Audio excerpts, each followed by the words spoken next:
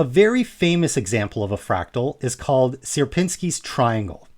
Start with a triangle. Now use a triangle to take away the middle portion of the original triangle. The removed triangle has a quarter of the total area of the original triangle.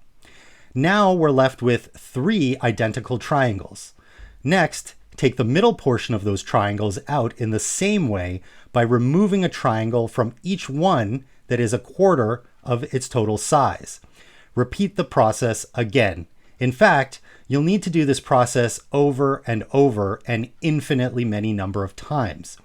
When this happens, in principle, you'll get the famous Sierpinski triangle. We can understand the properties of Sierpinski's triangle by taking advantage of its symmetries, since it's composed of scaled copies of itself.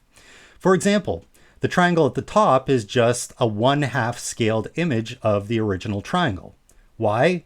Because you can see that the length of its sides are 1/2 the length of the sides of the original triangle. The scale factor is x equal to 0.5. Also, the whole triangle is just made up of 3 of these triangles.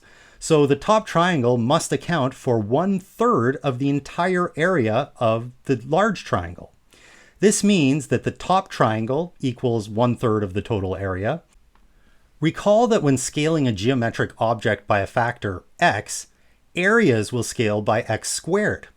However, if we try this here, we get 1/3 is equal to x squared, which is equal to 0.5 squared, which is equal to 0.25, which doesn't work. So our assumption that the fractal would scale like a 2-dimensional object is wrong. We'll need to figure out the scaling. The top triangle's area equals the scaling factor x raised to the unknown dimension of the fractal d. We have enough information that we can solve for the fractal dimension d, which is just 1/3 is equal to 0.5 to the power of d. And that gives us that the dimension d is equal to 1.585. The fractal scales like having a dimension of 1.585, whatever that is. It's some kind of a mix between 1 dimension and 2-dimension scaling, almost right in between.